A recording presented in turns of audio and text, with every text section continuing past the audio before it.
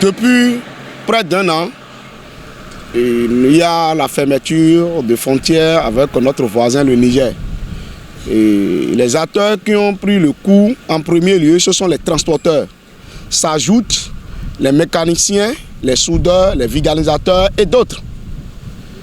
Et nous sommes là dans cette crise où le gouvernement béninois et nigérien a fait sortir un arrêté faisant et l'arrêté interdisant l'entrée des camions RB qui vont au Niger et au port de Lomé et qui prennent la direction du Niger.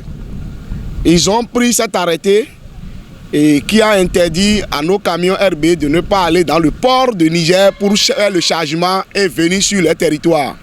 Ce qui existait, bien sûr, qui ne s'appliquait pas. Mais à cause de cette crise, certains syndicalistes indélicats nigériens ont commencé par arrêter les camions béninois et leur foutre des amendes allant de 100 000 voire 50 000 parfois. Vous savez, quand il y a crise, il y a toujours certains qui profitent. C'est le cas de ces syndicalistes indélicats. Maintenant, comme vous le savez, si le fou prend votre habit et que vous le pourchassez, ça veut dire que quand quelqu'un derrière vous voit, ils diront que ce sont les deux fous. Je veux dire quoi par là? Ce n'est pas que ces syndicalistes, ce qu'ils font sur leur territoire, qui va nous pousser, nous autres, à commencer par faire la même chose sur notre territoire. Si nous nous aimons bien, si nous voulons que la crise là finisse, nous n'allons pas faire comme eux. Le Bénin et le Niger sont des pays frères. Et ce n'est pas en nos jours que nous dirons que nous ne sommes pas des frères. Et je voudrais encore profiter pour dire, vu la sortie des deux chefs des anciens présidents, pour mettre fin à cette crise et la main tendue du président Talon pour que solution soit trouvée pour que les frontières s'ouvrent et les activités reprennent. Ce n'est pas en ce moment où les syndicalistes, certains syndicalistes béninois vont commencer par arrêter les camions nigériens, ghanéens et d'autres pays. Le Bénin n'est pas en guerre contre le Niger, ni le Burkina Faso, ni le Togo, ni le Nigeria.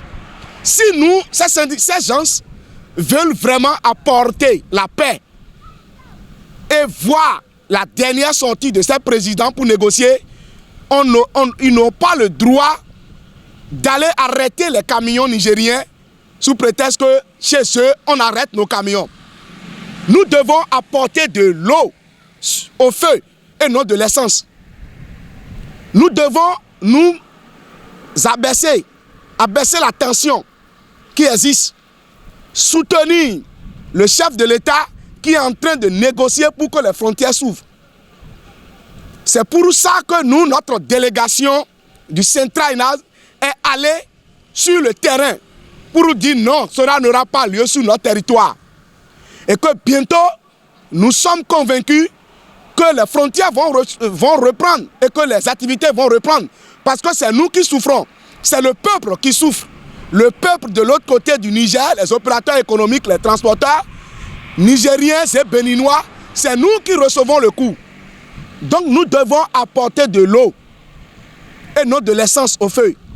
Notre descente, vous avez vu, c'est le lieu de remercier le capitaine de Ilakondi qui nous a accueillis et qui a pris nos doléances aussitôt en compte et que les camions qui ont été bloqués, rapidement l'instruction a été donnée et que ces camions ont été livrés sans payer un franc.